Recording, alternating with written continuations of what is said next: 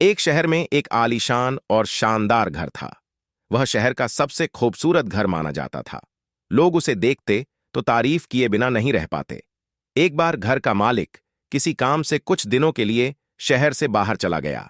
कुछ दिनों बाद जब वह वापस लौटा तो देखा कि उसके मकान से धुआं उठ रहा है।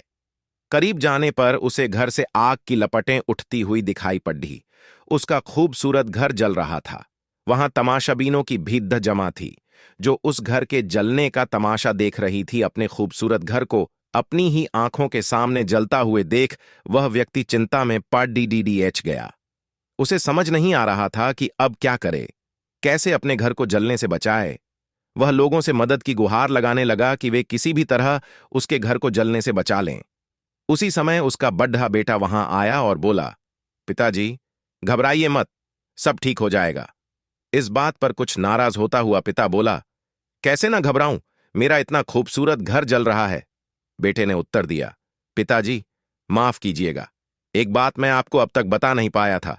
कुछ दिनों पहले मुझे इस घर के लिए एक बहुत बढ़िया खरीदार मिला था। उसने मेरे सामने मकान की कीमत की 3 गुनी रकम का प्रस्ताव रखा। सौदा इतना अच्छा था कि मैं इनकार नहीं कर पाया और मैंने आपको बिना बताए सौदा तय कर लिया। यह सुनकर पिता की जान में जान आई। उसने राहत की सांस ली और आराम से यूं खड्डा हो गया जैसे सब कुछ ठीक हो गया हो।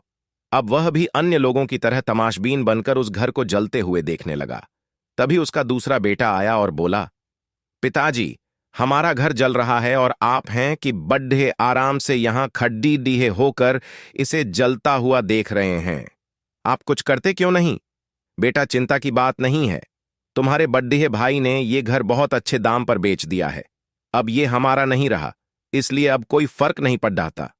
पिता बोला, पिताजी, भैया ने सौदा तो कर दिया था, लेकिन अब तक सौदा पक्का नहीं हुआ है। अभी हमें पैसे भी नहीं मिले हैं। अब बताइए, इस जलते हुए घर के लिए कौन पैसे देगा? यह सुनकर पिता फिर से चिंतित हो गया और सोचने लगा कि कैसे आग की लपटों पर काबू पाया जाए। वह फिर से पास खड्डे लोगों से मदद की गुहार लगाने लगा। तभी उसका तीसरा बेटा आया और बोला, पिताजी, घबराने की सच में कोई बात नहीं है। मैं अभी उस आदमी से मिलकर आ रहा हूं जिससे बड्ढे भाई ने मकान का सौदा किया था। उसने कहा है कि मैं अपनी जुबान का पक्का हूं। मेरे आदर्श कहते हैं कि चाहे जो भी हो जाए, अपनी जुबान पर कायम रहना चाहिए। इसलिए अब जो हो जाए, जबान दी है तो घर जरूर लूंगा और उसके पैसे भी दूंगा। पिता फिर से चिंता मुक्त हो गया और घर को जलते हुए देखने लगा। Moral of the story. मित्रों, एक ही परिस्थिति में व्यक्ति का व्यवहार भिन्न भिन्न हो सकता है और यह व्यवहार उसकी सोच के कारण होता है।